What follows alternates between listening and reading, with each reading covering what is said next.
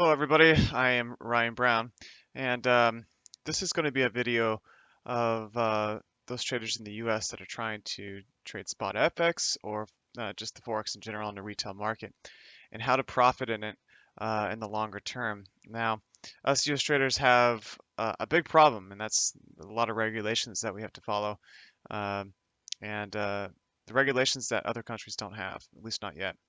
Um, the FIFO regulation being that we can't have buy and sell trades in on the same pair at the same time. And so basically, we can't really hedge very easily. And then the other one, or multiple other ones, the biggest one being the 50 to 1 leverage, that the maximum leverage that we can use on the retail market. And then again, we only have really two brokers to choose from, FXCM and OANDA, and I'll talk about those later on. Now, I want this to be about a maybe 10-minute long video, just kind of introducing you to the fact that there is still a way to profit as a U.S. trader, at least one that's living in the States and as a U.S. resident. And I'm going to show you how to do that. And I'm going to also show you on top of that, not just how to be profitable, but also to how to make at least 30 to 50% per year um, on a consistent basis. Okay, so who am I? I am Ryan Brown. Now, I've been a trader for the last 12 years. I'm also a musician. I play for a group called the Five Browns, and I've been playing the piano since I was 3 years old. When I was on the road, I touring concerts and playing concerts. Decided that I wanted to find a new hobby to invest some of the money that I was making. I found the Forex and have had a passion ever since. So my first few years were rough. I lost quite a bit of money in my first couple of years of trading, and basically had to relearn uh, how to trade properly. I got the wrong idea by seeing false claims online about fast riches and big percent gains in small amount of time, and it just all wasn't real. And that's one reason why there's so many regulations that have been placed on the U.S. residents, is to try to protect traders from losing so much money in this market because it is so liquid. Okay, so let's get into it. Um, what you're looking at here is my trading technique that I'm have programmed into an EA, so an expert advisor. An expert advisor is basically a robot that trades the market for you automatically, which is kind of nice, but there are limitations, which I'll get into later as well. All right, so this is only a $973 account. Now, don't let that scare you away. I know it's only small, uh, just under 1,000, but I have traded larger accounts in the past, which I will show you now. Okay, so this is the trade. This is the account that you're looking at currently. This is the $973 account. You see 973. This is my FX book. It's a account tracker. Basically helps you track your stats. Tells you the drawdown, the profit, the monthly profit average, and the total profit as well. So this is my account that you're looking at right now. So 12%, 12.28% profit since mid-November. So that's the last few months. Okay, not a lot of time, but I have been, like I said, I have been trading Forex for a very long time. So let's briefly show you the accounts that I've traded. All right, so this was my first account that was really profitable, and this was back in April of 2015, and I was able to make 93% in that time frame. I eventually did withdraw my profits. As you can see, my profits were withdrawn on that account. And then I moved over uh, to another broker. And you can see on this account also very solid stats uh, with a 69% gain with a good amount of profit. That account was started in September 2015. Okay, and also withdrawal. And then I also had a couple of FXCM accounts that I tried out and moved away from. I don't like FXCM. I don't find them to be a good, solid broker when it comes to keeping your money safe. Their fees are high. They manipulate some of your trading.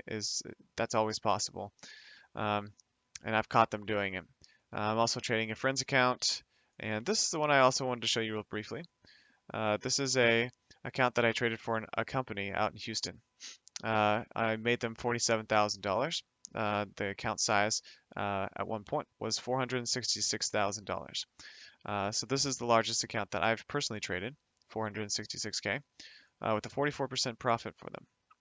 Now, the unfortunate thing about this account is that it was Belfor FX. Now, if anybody you know, U.S. traders know of this broker, it's actually a scam broker now. They enticed users to the 400 to 1 leverage, which was pretty amazing, but they were unregulated. Now, this broker that the company that I was trading for in Houston, um, they used it and tried to withdraw their profits, and they couldn't. So the broker ended up running with the funds. Um, and that's that. So unfortunately, they had to let me go, and that was the end of that venture with that company. Um, so that's where I am now is on a personal account. Looking, I do have about 50 to $100,000 of personal funds coming in the next 1 to 2 months. Okay, so let's go back to the charts and show you how I trade. Now, uh, you did see that this is the EA that I'm trading. I'm going to show you how to trade uh, this strategy manually right now, right here, right now, um, and show you that the strategy is very solid over a long period of time. Now, I was able to do a long-term back test with my EA. It actually runs for the last 24 years, but this is a 16-year test from January 5th, 2000 to November 22nd, 2016. You can see the equity curve and the balance curve going up with a large percent gain. Now this is just a back test, nothing huge. Uh, and the stats are decent. The drawdown's a little bit high at 69%. What it shows you, what I'm trying to show you here is the strategy itself has very good potential for long term. Okay, and this is on a US broker. All right, so this is OANDA. You can see this is a live account and not a lot of money. And I trade pretty much exclusively the Euro Pound. The Euro Pound in particular because it's a pair that is one of the lowest volatility out of pretty much all of the Forex pairs. Maybe the Euro Swiss franc, there might be a little less volatility there, but the Euro Pound, I like it because it includes two volatile pairs, which is the Euro and the Pound. Um, and because those pairs are correlated a lot of the time, uh, it causes this particular pair, the euro pound. So those currencies, the euro and the pound currencies, because they are constantly moving in a volatile way, it causes this particular pair, the euro pound, to be sort of flat because of that correlation. So when the euro, for example, euro US dollar is going up, then the pound US dollar is likely going up as well. And this in turn causes the euro pound pair to be somewhat flat because it's being pushed in the same direction on both pairs, which means that the euro pound will be flat. I've done a lot of research on this pair over the years, and you can see that it does do these large swooping kind of patterns. Now just ignore my trades for now, and I'm actually going to get out my pen. I use a piece of software that allows me to draw on the chart. Okay, so if you're looking at this, you'll see that the up and then the down. So this is what I'm talking about, the ranging. So push up, peak, and then back down. So bottom, top, and then it comes back to the start. So start, peak, and then back to the starting point here. Now, a lot of times the ranges aren't completely perfect like the one you see here, like this triangle. But they are a lot of times allow for a good amount of recovery. So for example, push down and then push down again, push up. So that's what we're looking for with this pair. I'm looking to enter my trades at these peaks and bottoms and tops, or these swing moments where you have these moments where they jumps up and down, up and down. So I'm looking to enter the market at the top and the bottom of a move like this. And this pair is great for doing that. All right, so where did I enter? Well, it's pretty simple. Every trading strategy that's profitable, in most cases, is supposed to be or relatively easy to trade, and it should be. Trading shouldn't be complicated, and there shouldn't be a lot of charts, a lot of indicators on the chart. As you can see, I don't have any indicators. I don't trade any indicators because I don't find it necessary. I just look at the candlesticks. So what you see here, the candlesticks, and I can see the trend already. I don't need any indicator showing me the trend. And I find the trend with my eyes, and then I look for candlestick entries. Now, candlesticks give you a lot. They show you a lot of hints in the market. Is it going to go up? Is it going to go down? When is it potentially going to reverse? At this point, obviously, you can see that it happened. It reversed at this point down here and shot back up. Well, we can actually get hints in price action in candlesticks showing us where it might actually bounce. And you can also see here, there were hints here, and there was hints here. Now I could say that because this is past tense, that it's hindsight, it's easy to spot that. But these are actual entries at these points. Not all of them will have entries, but a good majority of them will. You just have to try to find them and make sense of the candlesticks. There was also one here. There's one here. So I could see that the market was pushing down, right? And then it started slowing. It started slowing down, and then eventually it reversed, right? Or had a pullback and this pushed down. Okay, so then it started going up, and going up. And then when is it going to stop that pullback? Well, most people think that it's completely random. It's hard to know. But there are also more hints showing us. And there is an entry right at this point for me, with the market pushing back down from there. Now, how do we find those points? Well, it's pretty simple. I look for a single candle pattern in most cases. I look for a bullish candle. Okay, so bullish candle. If I'm looking for a sell or a short position, then I'm looking for a bullish candle followed by a bearish inside candle. Now, the bearish inside candle means that it has to be, it has to be red or on the downside, but it can't break or exceed the top of the previous candle. So we're looking at the bullish candle, right? And we just mark the inside bearish candle. You can see that the top of the candle is within the range of the previous candle, the top and the bottom. So at that point, we enter right here. So our entry is at this point, right on the open of the next candle. And you can see that it moved down from there and didn't even push back up from there. It just went straight down. Okay, so that's how I know when price is slowing down is by hints with price action. There was a small inside candle here, but the problem here at this point is that after a big push, we want a larger retracement, from this swing point or low. We want it to push up a bit higher because if it just decides it's going to swing and push down there, that's very possible. But I want more of a retracement on the upside, and then take this position. And usually, a lot of times, I'll be looking for it to be anywhere from 50 to 100 pips on this pair, depending on the previous move. And so I want that retracement to be have more space on the left side. So more space on the left side, also more pips from the bottom to the top, and then the inside candle on the way down. And that's how I look at the hints with the candlesticks. Now, why is the inside candle in this setup so valuable? Because it shows us that this push up is starting to weaken. Okay, so the previous high, so the big candle, the bullish bigger candle, the bearish inside candle didn't break the previous high. Okay, and it also didn't break the previous low. But this is usually a really good indication that price is slowing down. It could easily continue going back up, but there's good potential that is a place where traders are looking to enter the market on the downside with the continuation of the trend. Okay, so where are our other ones? Well, look at this. We have an inside candle here. What about a bullish or bearish large candle and then an inside candle right after that?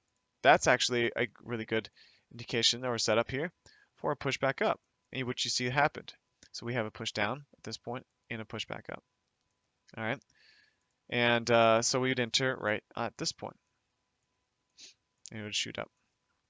Now it doesn't always shoot up, so what happens when it doesn't? Well, let's go into that now because I am already in some trades at the moment. Okay, so we had the push down, we had the push back up, okay, and it was okay. It was a decent push, but look at here, the inside candle. It was good enough for me, at least for my EA. So the push back up, a good amount of pips from the bottom to the top, up here. And so we had an inside candle set up. Large candle, large bullish candle, followed by an inside bearish, and then a sell position was entered. All right, so it went down. Well, our take profit level was down about here, so it didn't quite go low enough. So what happened? Oh, the market shot back up. So what did I do? So my first entry is here. So actually, my EA it entered on a grid system where the next order would be 20 pips. The next order 20 pips above, 20 pips above that, and then 20 pips above that. In this case, we had a 20 pip grid system, and this is on my EA on my robot. And there's a little bit of a gap here, as you can see here. Why is there a gap? Because of the slippage from this candle. Now, sometimes there's volatility in the market, and it causes us to enter orders late, depending on the broker. In this case, my order was entered a little bit late, which is okay because I actually got it in at a better price at this point, looking for the downside. Now, this is called basket trading when we have multiple trades in on the one side. So sell, sell, sell, sell, sell. And we're looking for the market to reverse at one of these points, or any of these points, really. And since we have 5 orders in, we're looking for the market to reverse in a good way. But how long are we going to hold this for? We're going to hold it for as long as we can so we can squeeze out as much profit as possible. My EA actually looks for a close of 50 pips total profit. So 50 pips for the EA. So that means that once these top orders are in more profit, are in profit, then we'll close out all the trades, even if these bottom orders 1 and 2, are actually in loss. So let's say that we close out all orders at this point. So that means that all these orders, these top 3 are in profit, while these bottom orders, since they're short or sell positions, are in loss. But the profit from the top 3 positions is more than the loss of the bottom 2 positions.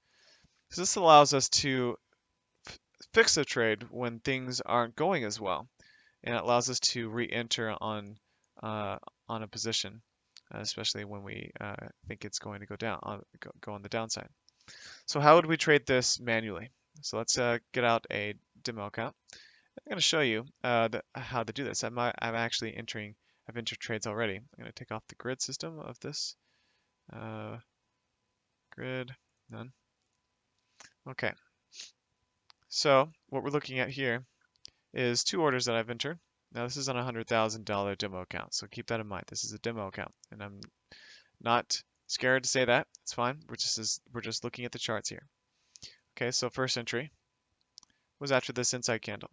Now we didn't have a new high, so this was the highest point, and this was an inside candle right here as well, but it was a bullish inside candle. It's a little different, followed by a bearish inside candle.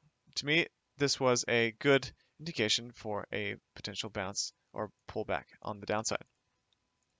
Didn't get it, and it shot back up. Well, I entered another trade where at the 86 hold, a 0.86000. Now this is a hold number. Hold numbers are very important in the Forex trading world because a lot of traders find them as places of volatility. In a lot of cases, places of volatility because of orders being executed and taken and closed out in the market, and so that causes lots of up and down at those whole and sometimes half numbers as well.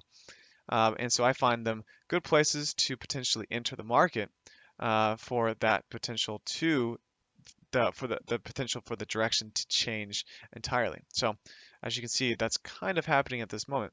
So first entry because of the candle setup, second entry because of a whole number, and it went shot a little bit higher and then it reversed. Now we had some candles up here, but there were not really any good candles up there to showing me that this was going to be pushed down at that point. Yes, it did, and the whole number was nearby, which could have been enough to really change the direction at this point.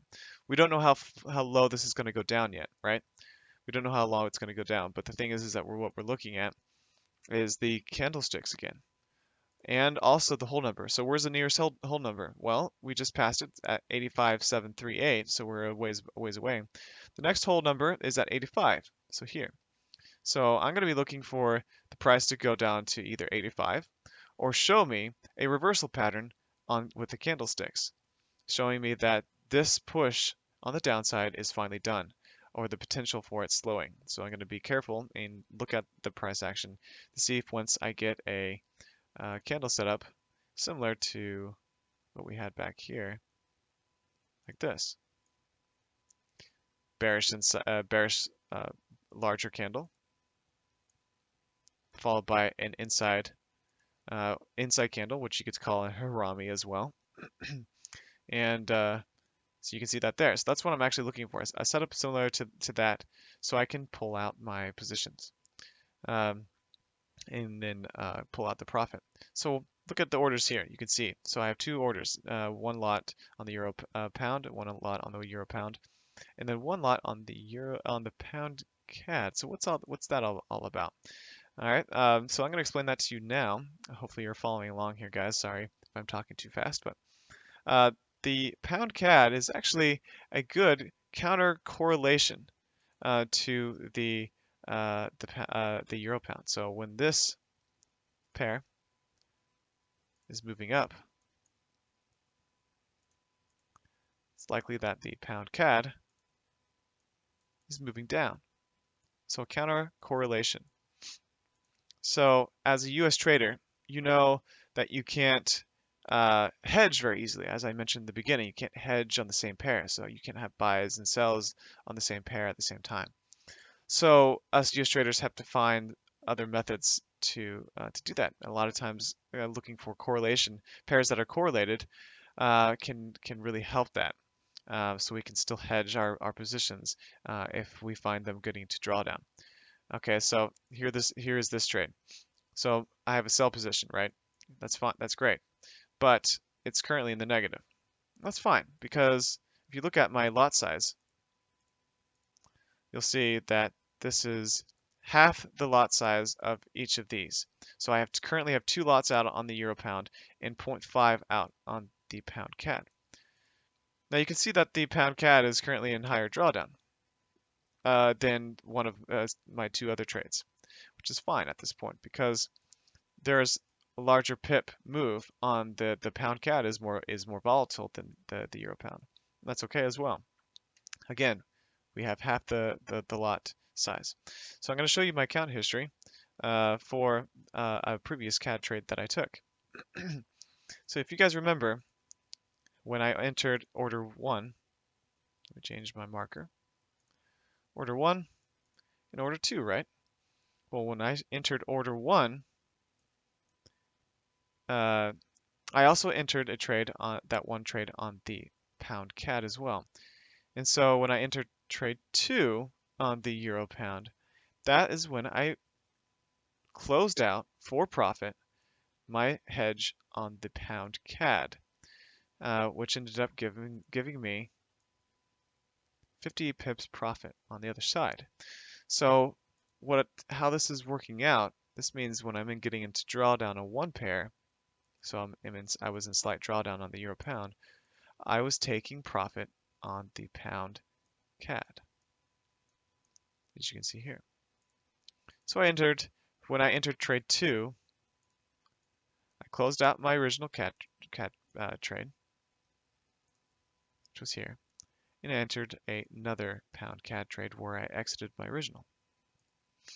And it's in the same direction. It's a sell on the downside, just in case the market continues to go against me on the other pair, on my main pair. As you can see, since it's starting to go in my favor on the pound, the euro pound, it's starting to go against me on my hedge pair, which is fine because again, it's half the lot size. So that means that once this starts to move further down, eventually I'm going to catch that drawdown on the pound CAD side. Why?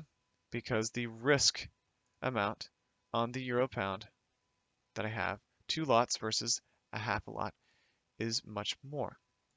So that means that I will eventually take over and I will be more profit on the euro pound than I will be in loss on the pound CAD. All right, so that's how the hedging works. Now, this is something that I've recently implemented because usually I'm just trading on one side on the euro pound. And I also have a sell limit up here at the top. I'm usually just trading on one side because my strategy is so accurate and so dependable on the euro pound that I didn't even need hedges. The hedge idea is something that I've implemented recently, and I plan to do so on my robot as well that you see here. But the robot actually doesn't use the hedge at all at this point. It's just straight up trading on the euro pound entirely. Okay, so we're going to try to give you a little bit more detail on the trading style that I use. So when to enter those trades, the ones that have the reversal candles. Where are they? Well, I've told you that they're the inside candle, and I've explained that to you. But there's inside candles all over the place on the market. But we have to look for specific areas in the market. And so what I'm looking for is a big push down.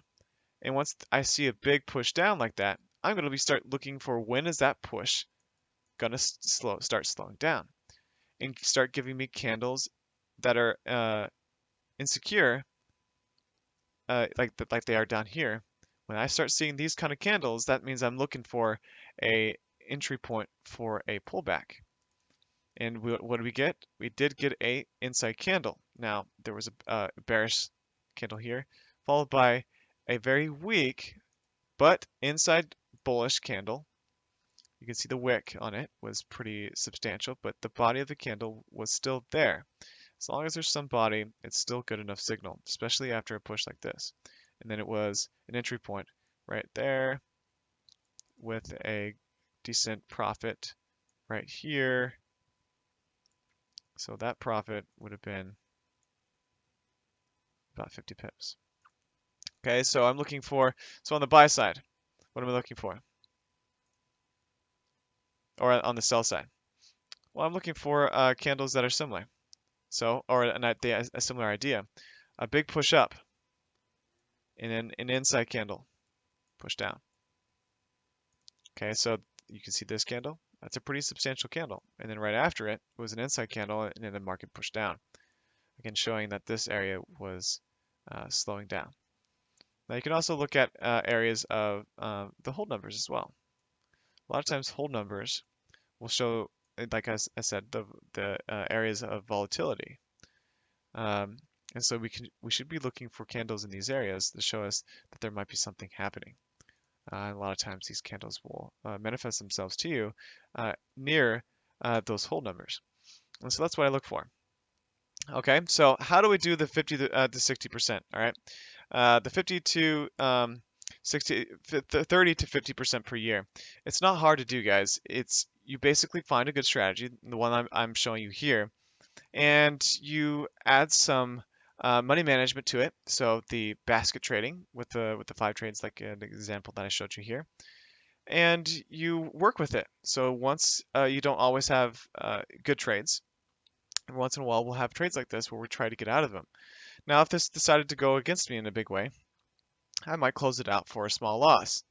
and that loss would be in a percent amount. So I don't have losses set in pip amount in most cases. Although sometimes I will set them at about 500 pips on the euro pound because most of the time the market won't move against me more than 500 pips. Or I will have a percent cutoff of 10 and sometimes maybe up to 30% of the account. Yes, that might be a lot, but it doesn't happen very often. Okay, so if we have smart money management techniques, a good entry point, a very good understanding in the market, we can figure out ways to profit long term.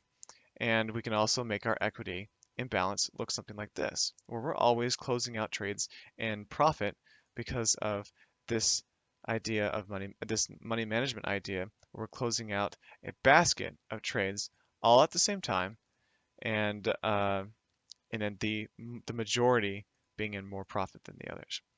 All right, guys, I think that's pretty much what I wanted to show you today. And wanted to let you realize that being profitable in the U.S. is still possible. Um, we have a great broker, at least one I've really liked, and that's OANDA. And we have some really good trading opportunities still. And we don't even need any indicators to profit in Forex. And there's still strategies that we can use as U.S. traders to really s- still profit in a big way, 30 to 50% on average. And how did I come up with those numbers? Because of that test, guys. It's because of the test of my system. It shows me the expectation that I will receive over years and years of time. Yes, they're not completely reliable, but does give me an estimate. Anyways, thanks for watching, and I hope that you found this video interesting. Make sure to push that like button if you found it informative. So, thanks again.